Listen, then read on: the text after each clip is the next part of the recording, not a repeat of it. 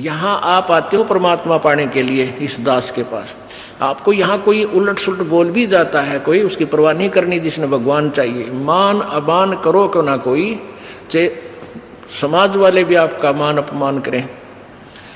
और मम संत शरण जगत जान छोई, यानी यहाँ थोड़ी सी अपने अपने विचारों में भी अंतर होता है।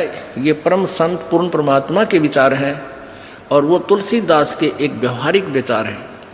लेकिन यहाँ थोड़ा सा लागू होता है कि गृहस्थी के पास कोई भी आता है तो सबसे पहले प्रणाम करे।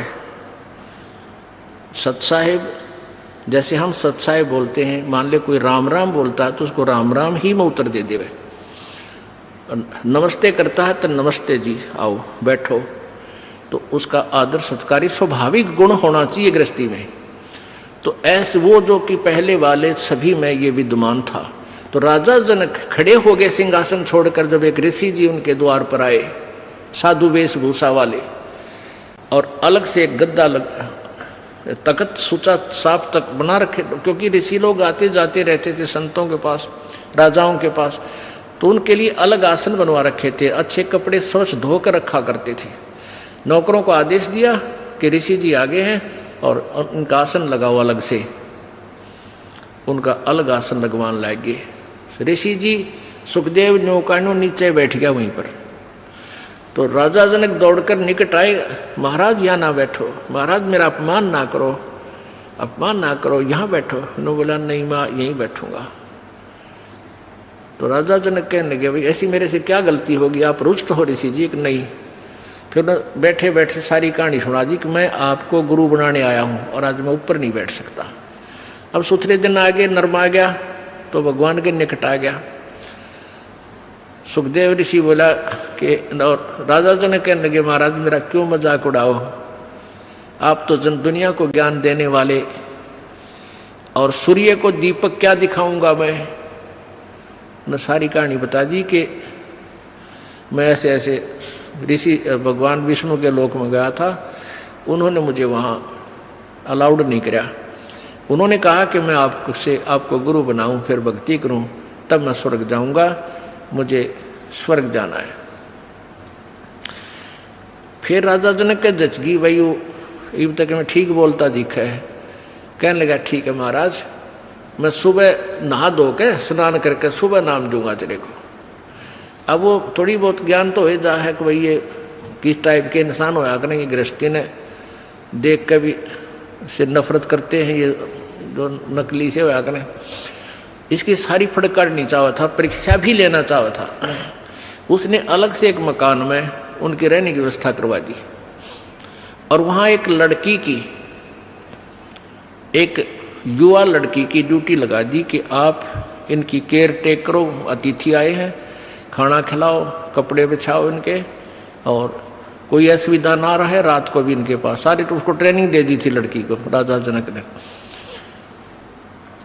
अब सुखदेव ऋषि अपना आसन पर लेट गया, खाट पे चारपाई पर जो तख्त लगा रखा था।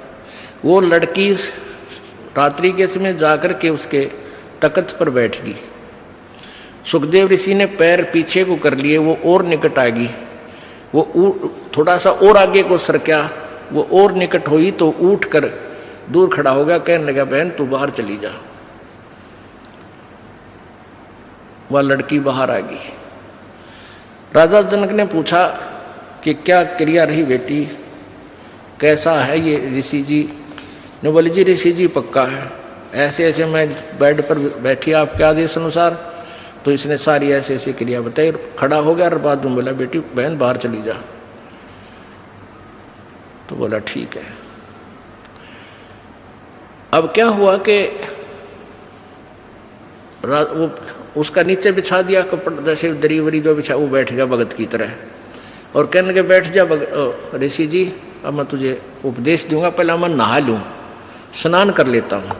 अब गरीबदास जी ने अपनी वाणी में लिखा है कि राजा जनक के हजारों की संख्या में रानियां थी, पत्नी थी। उनमें से एक पटरानी होती है, जो सबसे पहले जो शादी की जाती है उसको पटरानी बोलते हैं, मुख्य पत्नी। बड़ी सुशील, अच्छी भक्ति करने वाली, साध्वी टाइप थी। उसको कहा राजा जनक ने कि मैं नहाऊंगा, और पानी गर्म करा, बता दिया था सारा, उसको ट्रेनिंग दे दी थी।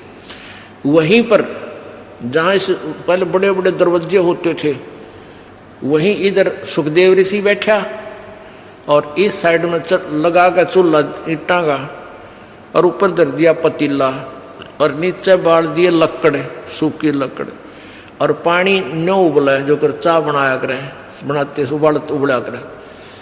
और राजा जनक का वहीं साथ में नहाने के लिए पाटड़ा डाल दिया,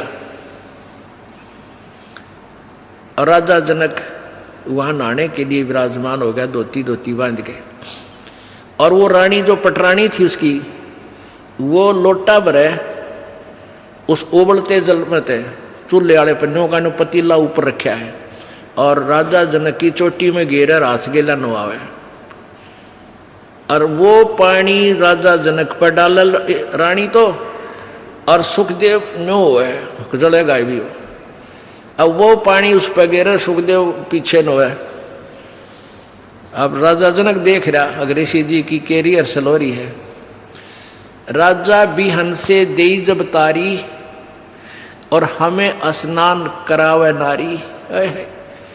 राजा हंसा, और जब न्यो उकड़ू है ना, तब राजा ने कहा कि सुखदेव ऋषि आप एक बार व्यास के बेटे, तो अपने आप को ऋषि माने फिर था, बाल ब्रह्मचारी कहे था, और हम तो गृहस्थी हैं बाल। और आज जो मेरे नहाने के बाद जो पानी गटर में जा रहा है, जो नाली के अंदर से पानी बह रहा है, तो इसमें हाथ दे दे व्यास के बेटा, जब जानो तो किसा भगत है, अपने आप में ऋषि बना फिर था। वो निकट आया, नो बोला मैं ना दूँ, मेरी तो सारी उंगली जल जाए, इतना गर्म है यो। मैं इस नहाने के बाद जो जल जाता है वो 50% कम हो जाता है गर्म, और उसके बाद भी नो कहे मैं ना दूँ, मैं सारा जल जाऊँ, दूर बैठ गया जाके। तब राजा भी हंसा, जोरता हंसा, और ताली बजाई, नो हथेली पीटी, और हमें स्नान करावे नारी। अरे तू इतनी दूर ते जलन हो रही है, नवावे जिसने तू एक हे मान रहा था अपनी दृष्टि में, औरत तो देखनी भी नहीं, शकल भी नहीं देखनी, अरे यह तेरे से अच्छी भक्ति करे, इसके हाथ भी ना जलते। और ऐसा योग कमाया पूता, बेटा यो के इतना भक्ति करी, के साधना की, और क्या हुआ जो इंद्री धूता। अरे इस क्या हो गया, तन इंद्रियों को काबू करने की चेष्टा कर रही है, इनके खच्चम खच्चा हो रहा। इंद्री कर्म लगाओ किसके, जैसे जिव्या लेप नहीं मधुरस के। नाला की इस इंद्रियां का के दोष है भाई, इन तू रोके बैठा, अब जीभ के शहद लगा दे, 1 सेकंड में टेस्ट करके नीचे न कर देगी, जीभ का निशान भी ना पाओ मत होगा। तो इंद्रियां का कर्म नहीं लगे, तेरे मन के कर्म लगेंगे, और मन में दोष आए बिना रह नहीं सकता बेटा, ते तो कितनी बात बना दे।